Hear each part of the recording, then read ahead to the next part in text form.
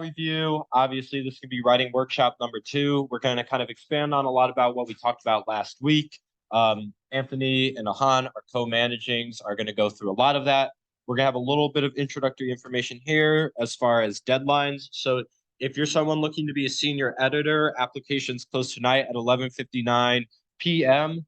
An email was sent out yesterday with the link. If you still didn't manage to get the link, in the publication resources shared drive, this presentation is currently linked there, and you can visit the link through this as well. Some things you should look at receiving in the next week or so by Valentine's Day, more or less. About no promises that it's going to be on Valentine's Day, but your senior editor application decisions, because for those of you applying to be senior editor for this semester, that means that we are going to get you working during this semester for senior editor related responsibilities.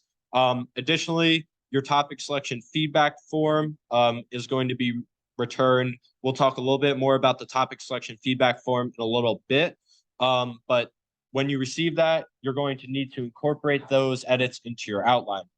Lastly, your outline is going to be due on February 23rd.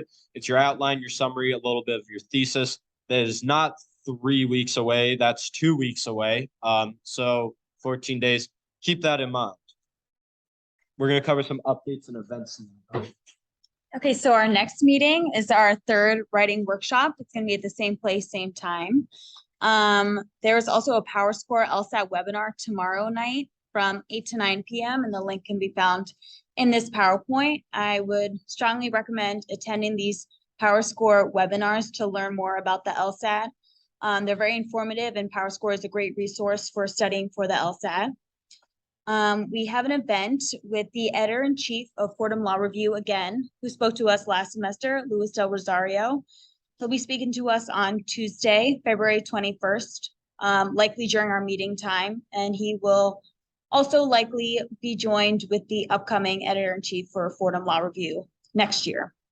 An update to our event with Professor Cornell, who is the Second Amendment expert. Our tentative date is Monday, March 6th, and the time and place will be updated in the next couple of weeks. And once again, another reminder of our annual Dinner with a Lawyer event is going to be on April 14th in Bepler Commons at 6 p.m. So stay tuned for more information about this great event. Thank you. So we are trying to briefly bring back a fun aspect to our meetings, our weekly legal discussions. So for this week, I'm just going to quickly go over with all of you a recent update from SCOTUS in the granting of certiorari to Groff v. DeJoy. For contextual information, this is a suit concerning a post office worker for USPS in Pennsylvania who is suing his former employer and by proxy the Postmaster General of Pennsylvania, DeJoy, regarding his dismissal or ultimately resignation from his place of work, regarding his decision not to work on Sundays as part of his religious beliefs. So the reason this is of interest is due to the fact this is going to be evoking questions over the undue hardship standard, as well as the de minimis test in regards to employers being sued over religious liberties. Generally, this is going to be a lot like thorough issue, but in concept, this has been a topic that's been ongoing, but somewhat set in stone in terms of jurisprudence since Harding v. Hardison versus Transworld Airlines. The de minimis test is a sort of restriction or interpretation of Title VII of the Civil Rights Act, which establishes that either the disparate treatment or failure to accommodate of an employer on an employee can result in litigation and or any form of reallocation. But the reason of interest here is in the fact that in prior courts, SCOTUS has generally avoided hearing these issues or the de minimis test. The de minimis test is in that should an employer have to go through an undue hardship to accommodate an employee's religious liberty or exemption in the function of their role, And efforts to accommodate them go beyond the de minimis or minimum cost set by the court. Therefore, then employer is not subject to any liability. And in that regard, that kind of came up in a case, Small v. Memphis Light. We have a few links in this presentation. I encourage you guys to look at later. There is a pretty scathing dissent, the decision not to take up Small v. Memphis Light from Justice Gorsuch, who, as you all know, is still in the court. And there is a lot of speculation over what might happen to the de minimis test or Title VII and its interpretations under the Civil Rights Act. Should the court proceed in a certain direction with this case that they're hearing now. What the principal idea of this is to introduce many of you who selected topic selections in approximation in relation to DEI, constitutional law, so on and so forth, is what do you personally feel will be the outcome should the Supreme Court hear this case and in any way expand the rights or religious liberties of employees in regards to their roles and what that can impact on other areas of the law. So real quick, or like 5 minutes, just about turn to your neighbor, give it a shout out, Google this. There's a lot of interesting information, great article from JD Supra. Give us your thoughts. If you have any questions, we're all down here. We can get going. Yes.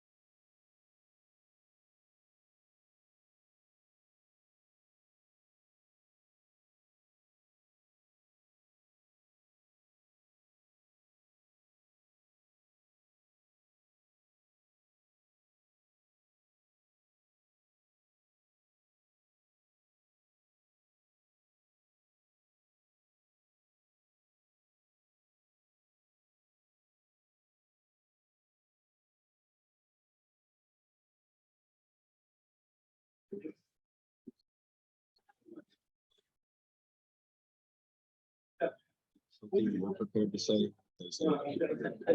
I have background research to a minimal extent. I can listen to it. Yeah, okay.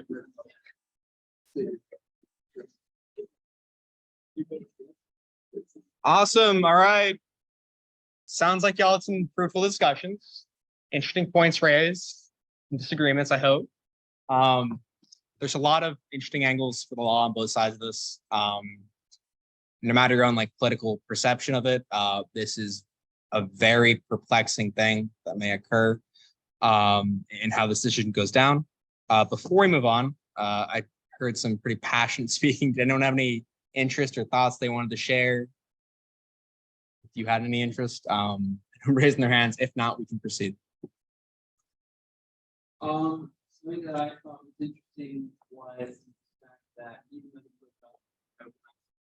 does more or less read every day, I imagine you want to know more about the specific positions in the post office and whether they would be working up on maybe they're driving truck, maybe the managerial position.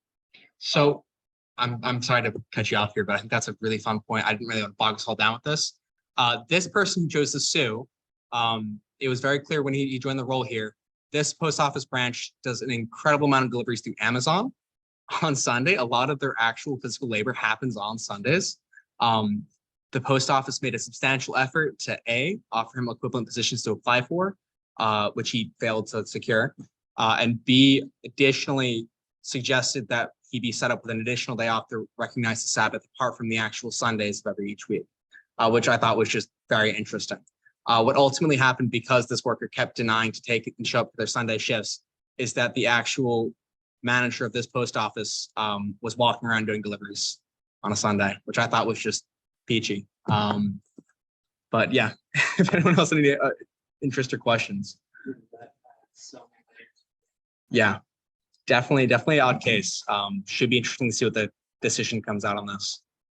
But because we have so much to run through, I think we'll get going and just hop into a recap really quick for those of you that missed our first writer workshop.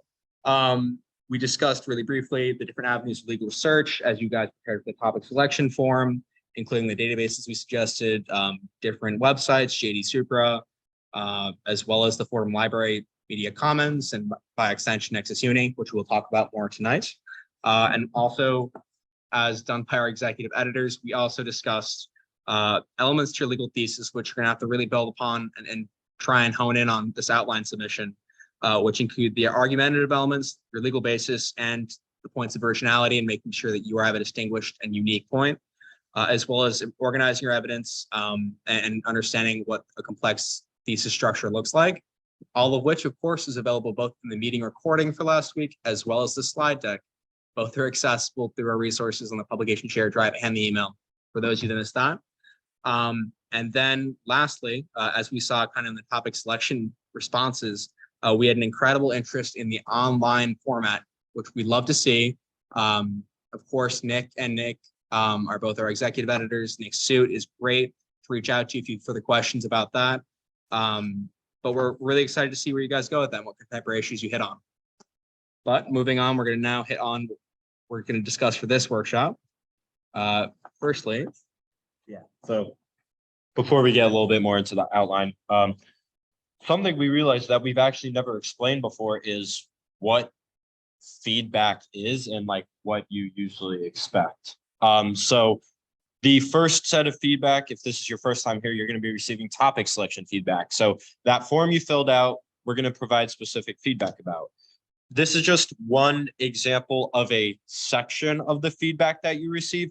So from your topic selection form, you will receive a document from the editorial board specific to what you wrote about that looks like this, plus a few additional sections.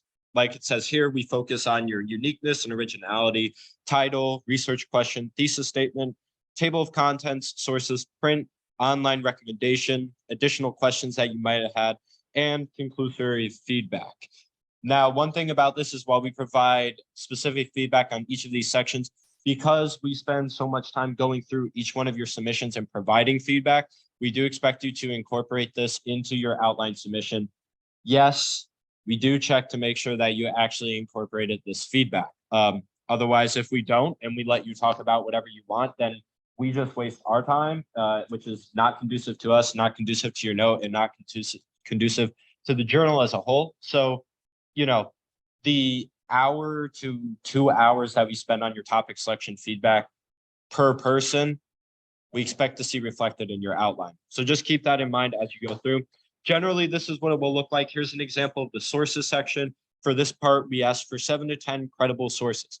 Now, what this editorial board member has, wow, this is my editorial board comments.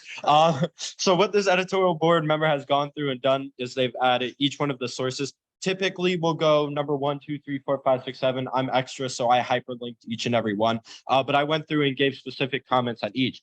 This is a credible source for understanding such and such. Usually we'll refer back to previous comments. We'll give specific feedback on the sources that you're getting it from.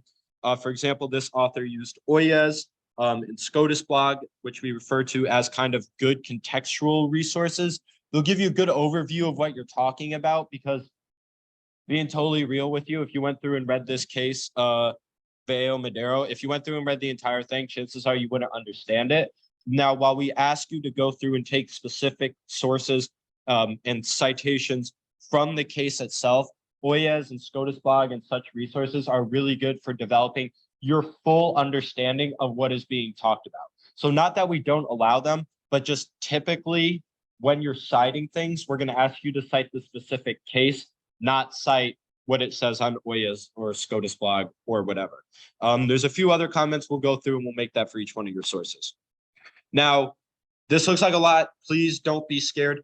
This is the 3 steps for incorporating feedback that you will use for topic selection, outline, rough draft 1, rough draft 2, your final draft, and then any feedback you receive on your final draft. These are kind of the 3 important steps for your topic selection feedback. You know, following these, get used to it, because it's going to be a lot more pertinent when we start giving you a lot more feedback in the outline and kind of rough draft stages. So first, what changes are needed? Just go through, just read what we have. Like, what is the comments that are going to be provided are half a page and barely ever 2 pages for topic selection. So it's less than a page of reading. It should take you maybe 5 minutes to read through everything. So go through, read it, get a good idea of what we're asking you to do, so that when you go through and you start working on your outline, you actually know what you're talking about. Understanding your foundation. Now, these are just kind of some very basic things. Your research question in your topic is, this is the bottom. This is below the foundation. This is like the dirt that everything is built on. You have to actually know what you're talking about, the topic that you're interested in, and making sure that the topic is a solid one before you even begin to lay a foundation. If you go through and you see a problem with your research question, address that first. Now, from your research question, you develop sources, obviously, because you need to learn about what your research question is. From there, go through and look at your sources and see if there's any problems with the sources you use to start building your understanding of the topic or what you're talking about. If you have a source that's just completely wrong about what you're talking about, fix that first, and then go back, re-understand your topic, and then you can be ready to move to the next step, which is, can you grab that door? Sorry. Moving on from that, then you can go through and actually work on the questions and the problems that are developed in your thesis. You know your research question, you know then that all your sources and your information is good. So now you're ready to go back and edit your thesis statement. Sometimes there'll be edits on your thesis statement, sometimes not. Go through, look what the editorial board has said, and adjust accordingly. Now, finally on this list is kind of, sorry, I'm trying to move that, to review backwards. So, you know, this is really important kind of in the topic selection outline phases, because this is really where you're going through and developing your argument. When you go through, review backwards. So you do your research question, review back to make sure that your research question looks good. Then when you move on to your sources, look at your sources, make sure that your sources then still apply to your research question. After you've done that, and then you go through in your thesis, look at your thesis, make sure your thesis is supported by your sources, and make sure your sources are looking back and reflecting on your research question. You're always reviewing back. The main things you should be focusing on for your topic selection feedback are your research question, your sources, and your thesis statement. Please, if it's between spending 20 minutes figuring out a title and 20 minutes working on your thesis statement, put 20 minutes into your thesis statement. At this point, I couldn't care less about what your title looks like. We can figure out the title at the very end. We can figure out generally more about table of contents and such at a little bit later, more into the outline phase, once you have more that you've actually developed. But if you want to take care of the most important thing, put your time into your research question, sources, thesis. This will adjust accordingly to each different phase. Outline will be a little bit different. Hopefully there we're kind of beginning to solidify your thesis statement. And then when we go into the rough drafts, hopefully your thesis statement's completely done and we're really just focusing on support at that point. So those are just some general comments. For those of you that receive topic selection feedback in the next week, you can start working on that and incorporating that into your outline. For those of you that don't, keep it in mind. Now we're going to move on. Oh, I'm stuck on the Zoom thing, to the outline instruction. Yeah, so I'm just going to talk about the outline submission. So obviously, we just want you to share the outline with the e-board so that we can see where you're at and where you're going. We just want to get an idea of the progress that you've made and all the research that you've conducted. So the main thing that we require is that you follow the formatting using the template outline. I'll just open this up right now. Wait, can I open from here? Okay, yes. Okay, so this is actually the outline from the sample note that's been given to you guys in the FULR publication resources drive. And the goal of the outline is pretty clearly stated here, which is to show the editorial board what progress you have made. And at this stage, we're primarily concerned with the structure of your note, i.e. ensuring that there's logical, coherent flow, and your thesis statement, ensuring that there is a clear legal argument with supporting evidence. And the latter of that, Kat's covered that pretty well. But I mean, there are a lot of things that we expect to have in an outline. The working title and the table of contents, again, those are things that are usually subject to change. Everything in the outline is subject to change. Nothing is set in stone. And we expect to see you guys change this around throughout the process. Even towards like the first and second rough draft stage, there's still a lot of changes that are made, but we just want to see how far you've developed your argument. So this is a pretty good example because usually, so we have the working table of contents, there's the introduction, there's a background section, section of the analysis and a conclusion. But then it goes into the actual developed sections with bullet points about what the writer aims to be talking about and conveying in these sections, along with the information that they've collected about it. So this is great because this writer has actually like cited their research as well, which is important because if you don't cite it early on, you're going to lose where you got your information from, and that becomes really messy trying to piece it all back together. And this writer has like actually put like citations in like a rough Blue Book form, but you don't even have to do that. If you want, you can just copy and paste like the link of wherever you got your research from in footnotes. And you can have bullet points, you can have paragraphs, whatever works for you. But I really urge you all to make your sections as substantial as possible in the outline phase, because that's really what's going to help make the rough draft phase go as smooth as possible. Like I put so much effort into my outlines when I was writing for the journal so that the rough draft one process was not as hard. Like it made it so much easier for me because I pretty much had everything together. I just have to piece it together and elaborate on points that I already had. We also expect you guys to have like a roadmap, which is basically just an expectation of how like the argument will unfold section by section or step by step. And the roadmap is basically just as like, this note will first document this, it will then analyze this, it will then explore this idea, but will ultimately argue, and then you add the thesis there. So we want you guys to have that roadmap with that thesis, and we would like you guys here to highlight the thesis so that we can obviously, so it's easier for us to find it and also provide feedback on the argument. As you can see in this outline, there are actually some sections that are more developed in paragraph form, but you can have a mix of the two.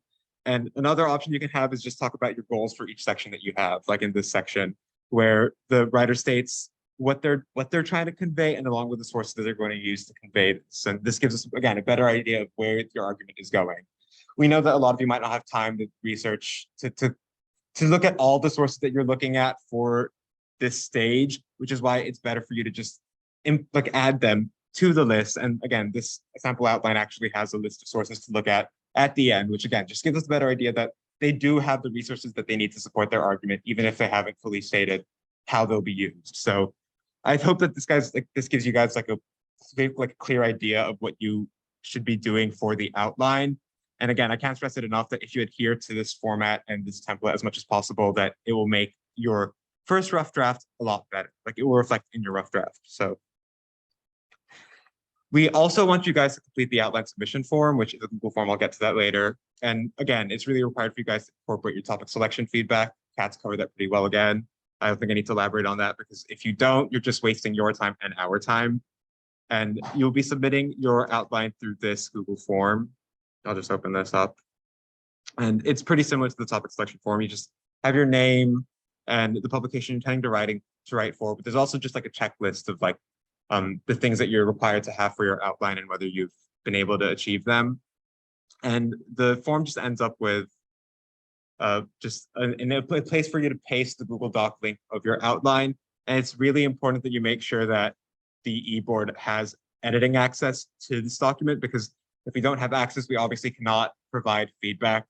Many times we've had writers submit links that we don't even like have access to viewing. So that really complicates the situation and makes us have to follow up. And sometimes the writers don't come back promptly. So just make sure to either you can like manually include the names of like the e-board members, like the emails of the e-board members, or even just copy a shareable link for anyone with a fordham.edu email. That's like the easiest way to do it. And the steps after submitting your outline, senior editors in the e-board will provide comments and feedback on your outline over the course of the next week after that.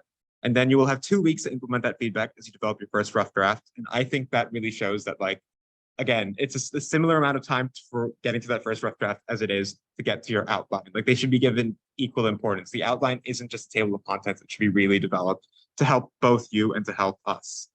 And again, the outline will change. Like, that's inevitable.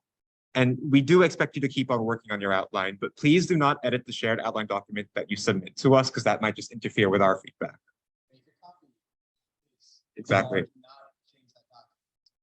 Exactly. Just some reminders for the outline. So we expect you to have a developed thesis. Anthony will be covering this. It should follow the This Note Argues format. You should have logical sections that flow from one to another. Again, it's usually introduction, some sort of background, the analysis, and the conclusion. That can obviously look different for every argument, but it's pretty much the same type of flow. And it should also, the section should cover everything that's important when discussing your legal issue. We also expect you to be using credible sources, as Kath talked about. Like, you need to be using like court opinions instead of case briefs, because case briefs like OA and SCOTUS blog, they're really just to help you better understand it. But again, like, when you're supposed to be citing the actual court opinion for a legal note. And please revisit the first writing workshop slide deck for database access and instructions on how to use them, because those databases are really helpful. And your thesis, a lot of the issues that we find with topic selection forms is that the thesis lack a legal argument or a stance on a controversial issue. And if it lacks both of those things, it's not really a legal note. So that's usually an issue that we encounter in the beginning, and we need you guys to fix that by the outline if you want to write for the note for the semester. And you should also be considering appropriate scope and specificity. If it's too broad, again, we went over this last time, but if it's too broad, you won't be able to finish it in time, or it'll just be a mess. And if it's too narrow, you won't find enough sources to develop your argument. Yeah. All right, so it's worth reiterating one more time that your thesis is going to be the most important part of your outline submission. And you should be able to state it in the form This Note Argues in no more than 3 lines. If it's longer than 3 lines, you're probably either starting to argue or you've bitten off more than you can chew in terms of your topic. So try and condense it within 3 lines. Again, in terms of a thesis, you don't have to define every single critical term. That's what the body of your note is for. Look for a concise argument that you would be able to deliver to somebody else, you say in an elevator, right? That's the idea behind an elevator pitch. It's important to distinguish between your thesis proper and some of the prefatory material that will lead up to your thesis about the sorts of sources that you'll review, the statutes and the case law that you'll be examining, right? So for instance, in your actual introduction, you'll write, this note will like summarize X next case, this note will review, explore, and so on and so forth. That's all material that leads up to your thesis. It's important context, but it's not part of your argument proper. And so you shouldn't mistake a descriptive claim, like for instance, about what the court has done, for an explanatory analytical claim about why the court has done it, right? So basically, if you're wondering whether your thesis actually contains an argumentative statement, ask yourself, does it explain why some legal phenomenon occurs, or is it just more summarizing what the court has done? Now, of course, right, if you're tracking a certain legal trend in terms of the court's jurisprudence, you're going to be doing a lot of summary. You still should have some sort of explanation involved here. Simply saying the court's moved from this to this to this doesn't really reveal much to the reader. So you always want to ensure that you have some sort of analytical claim embedded within your thesis. Another important distinction, aside from the descriptive versus analytical, is the policy versus legal side. So what we see a lot of writers doing at this early stage is leaning is advancing claims that are more political as opposed to legal in nature. Now, this is understandable, right? Because policy and law intersect on a number of fronts, and many political claims are going to be predicated on statutes or cases in much the same way that legal claims are. But it's important to recognize that ultimately you want the fundamental interest or value that your thesis expresses to be a legal one, as opposed to one that's grounded purely in political or economic motives. So what I've done here is I put three potential theses up on the board related to NAFTA, which is the North Atlantic Free Trade Agreement. It's a treaty to which the United States, Mexico, and Canada are party, intend to basically liberalize economic relations between these countries. And one of them is decidedly political, one of them is decidedly legal, and one of them is sort of a mix. So I'm wondering if anybody can identify, to help sort of bring out this distinction, which one is the policy claim of these three? Yeah. So actually, if I'll just go listing them, I imagine Cool. the first one is extremely political. The third one is very much grounded. There's a second one is kind of like. Does anybody have a different ordering? I think that's mostly right, but and of course it's going to be somewhat subjective, but does anybody have a different order? All right, well, why do you think the first one was a policy claim? Let's start with that. What stood out for you with respect to the first one that made you think it was a policy claim? Oh, I would say it's the most primarily because the language specifically about the bargaining power of American workers brings about like the made a lot, the workers, employment like that. Right. The law, Exactly. So what you're sensing is that the thesis doesn't really link to any particular, like again, legal principle, statute, or case. Now, of course, there's nothing wrong with discussing collective bargaining. I mean, there's going to be a number of legal topics that you can create when it comes to collective bargaining. But the thesis, as it's written, simply seems to posit, labor or the interest of labor as a good in and of itself, right? Like it's enough for this author to say that this agreement compromises the bargaining power, and if the author can prove that to be the case, then we as a reader can assume that's bad, right? You see, there's no legal principle involved there. Now, if you're to talk about how like there's certain legal principles involved in like American jurisprudence valuing collective labor that conflict with NAFTA, then you've got a legal claim on your hands. But as it stands, it's apparently policy.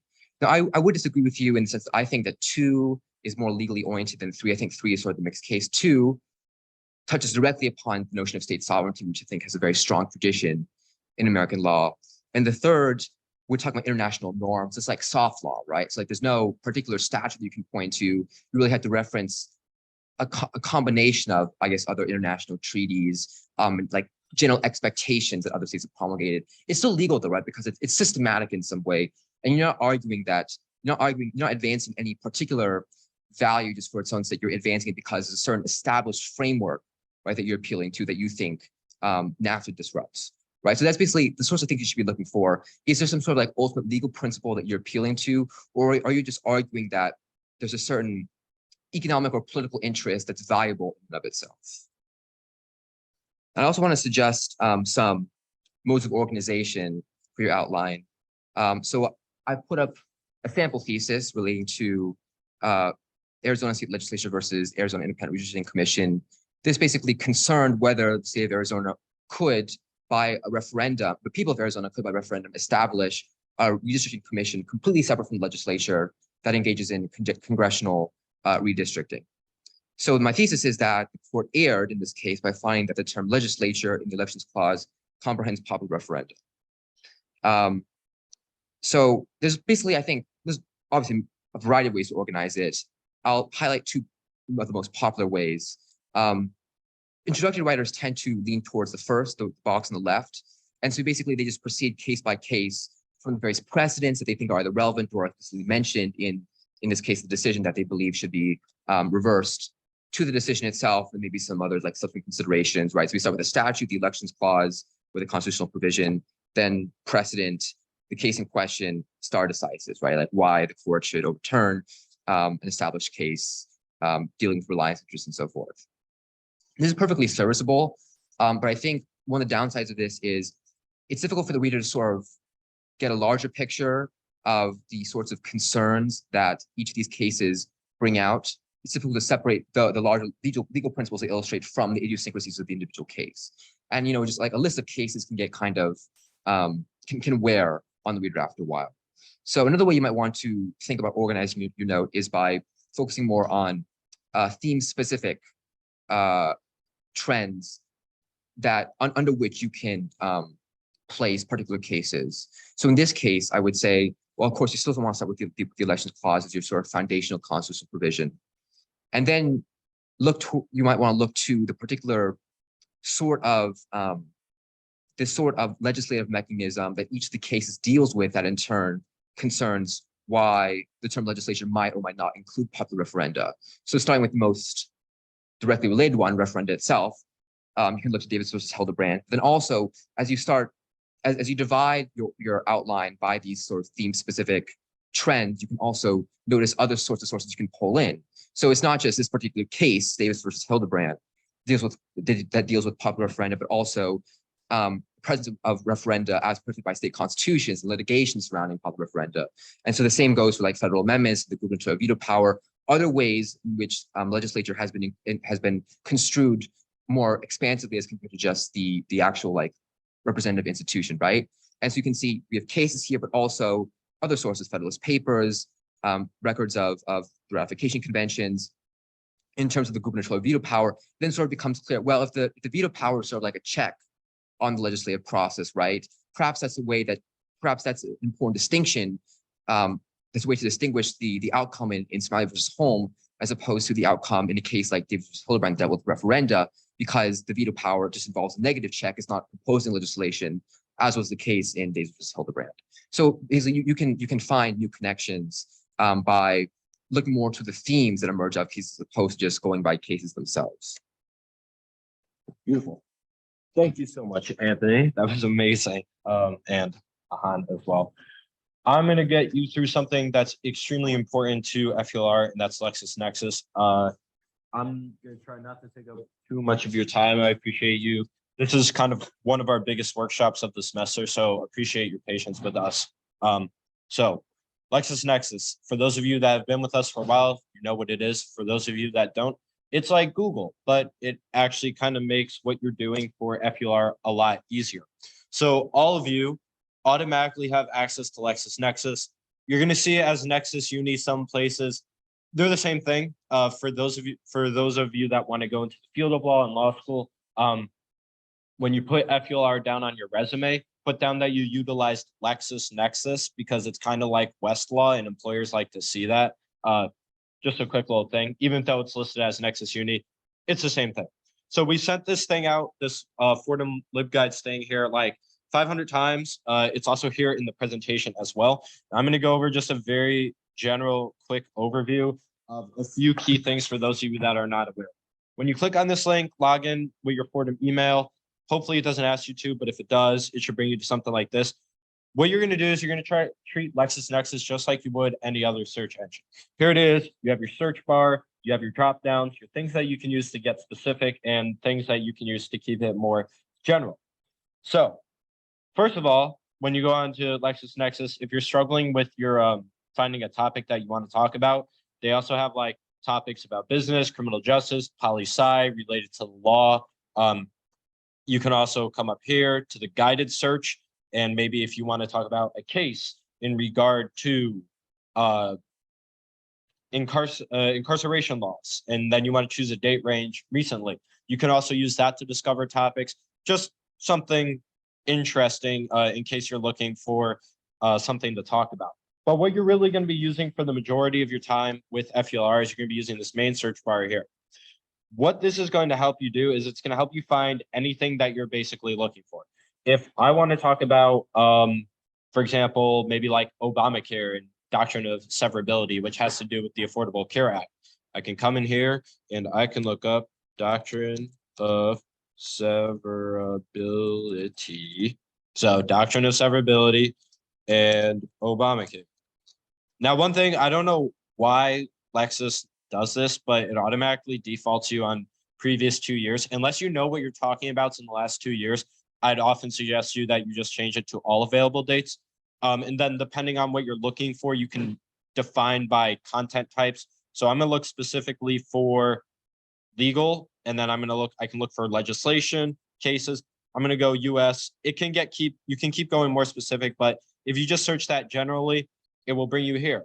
So I'm gonna immediately get some statutes and legislation about Obamacare. Right here, it's going to give me something specific, but maybe it doesn't have exactly what I'm looking for. Chances are, if you're looking for something that isn't as popular, what you want isn't gonna immediately pop up. So just like you've learned in your English class, if you want to look for something that has a specific phrase, you can put it in parentheses. And then if you want to look up for something else in parentheses, you can do it and then just like that. Now, whatever pops up is going to have specifically doctrine of severability and Obamacare in it. It's happens to be the exact same thing because it's kind of specific. But if you have something that's very general and you need to look up multiple instances, totally encourage you to use quotations and such. You can also use the advanced search. So if I want to look up, for example, Plessy v. Ferguson, it's going to come up automatically here, popular case. But if I need to find something very specific, I can go back to legal and I can choose cases in the US, United States Supreme Court. Pretty sure it was Supreme Court. Yep. And here it comes popping up. Plessy v. Ferguson in the United States Supreme Court. Now, the next thing is you can use this obviously on the side. You see news, law reviews of journals, cases, statutes, and legislation. So if you're looking for a specific case, this is what you're going to find. But maybe I read through Plessy v. Ferguson and I have absolutely no idea what it's talking about. Well, I can come over here to law reviews and journals. These are going to kind of be like your secondary source if you need to actually understand what's kind of going on in the case and you can't really get it from the initial synopsis. You can come through and look at some of these law review articles. Maybe you want to get more specific about what you're looking at regarding Plessy v. Ferguson. You can add that in the search bar, research it, and then it will limit what pops up for law reviews and journals.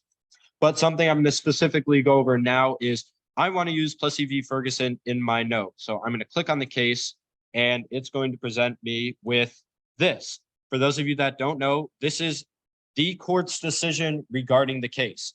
It will usually start with like a prior history section. It will give you a brief case summary, some head notes, and then eventually it gets kind of into the syllabus and then the opinions, the dissenting opinions, so on and so forth.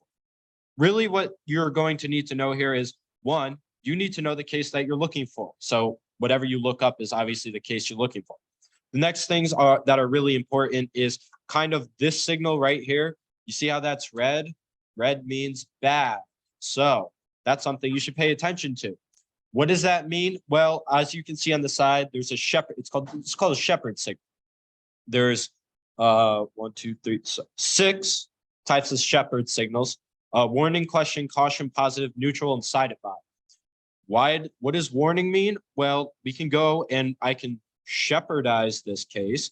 And what it will do is it will show me, once it finishes loading, everything that has followed Plessy v. Ferguson. So here I have some stuff related to Dobbs v. Jackson. And then I can see specifically overruled, cited in, furthermore. And then on the side, you have the ability to cite by what it was overruled by. Well, the big thing is I wanted to cite Plessy v. Ferguson as an essential part of my legal argument, but it has a warning. It has the shepherd's warning overruled signal. So I went on the side, I clicked overruled, and now I see here Brown v. Board of Education. Now I can see why it was overruled. And then here it will specifically bring me down to separate but equal doctrine as established in Plessy v. Ferguson.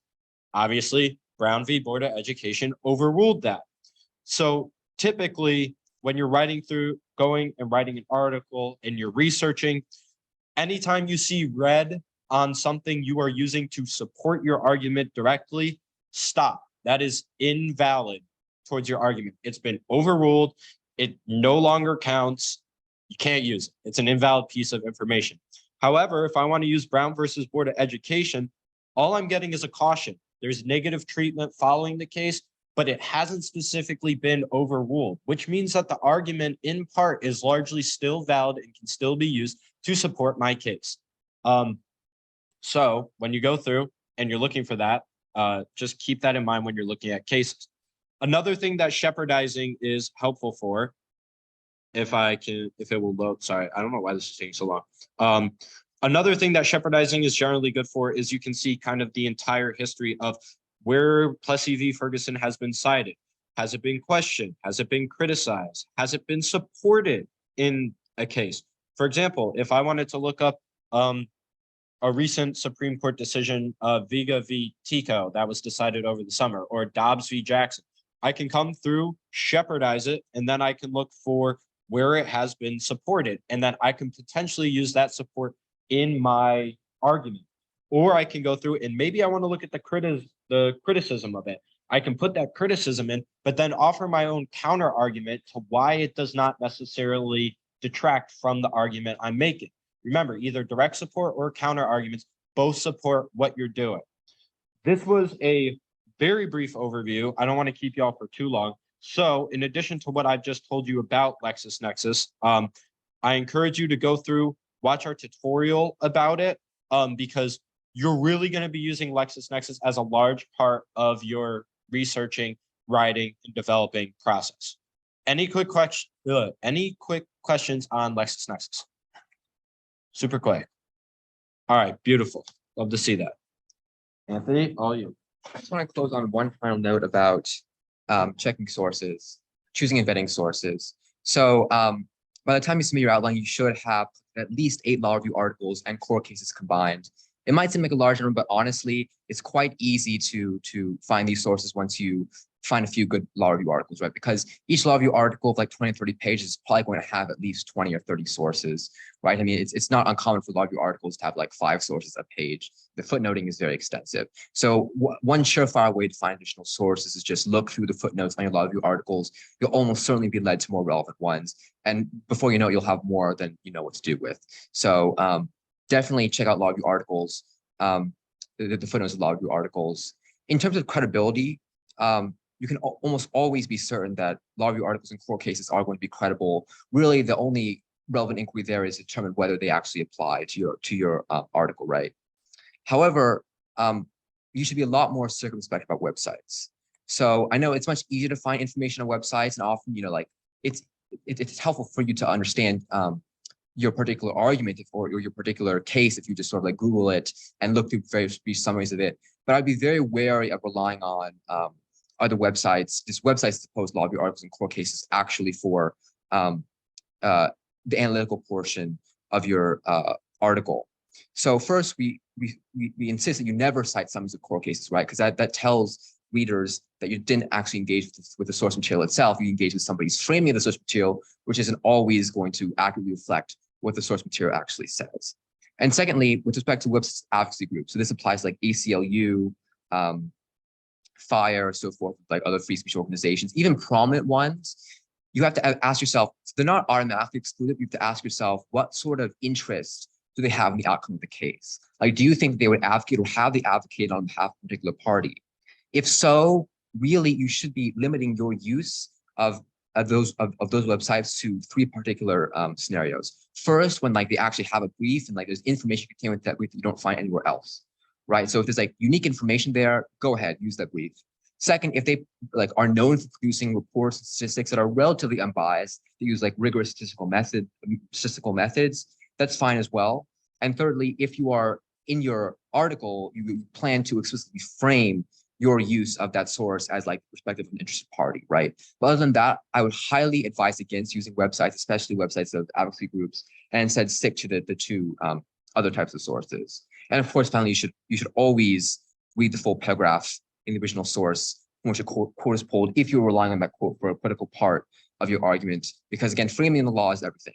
And so it may entirely be possible that the quote was just pulled out of context and the case is something entirely different, or it acknowledges something that the secondary source claims that the case or the article overlooked.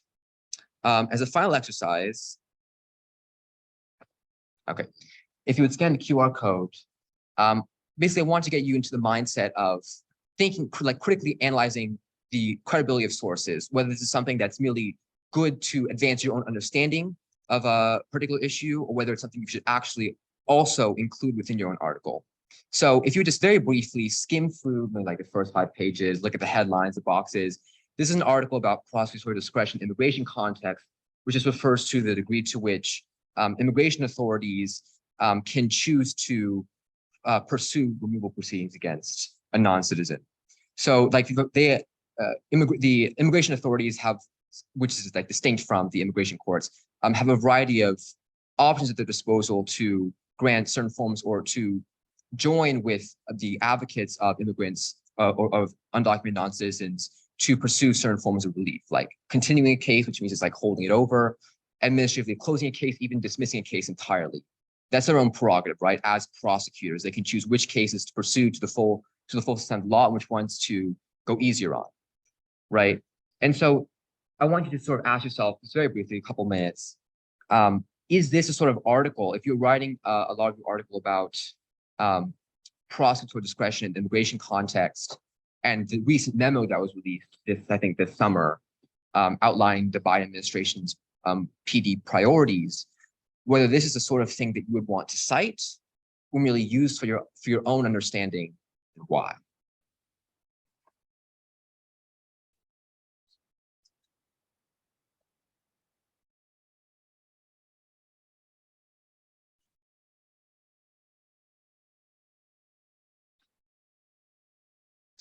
Okay.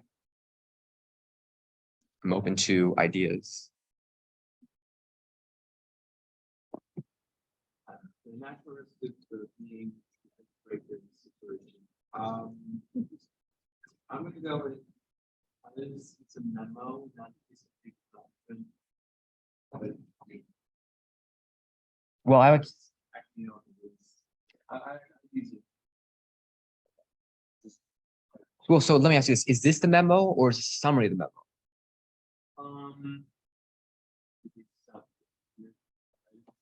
Right, exactly.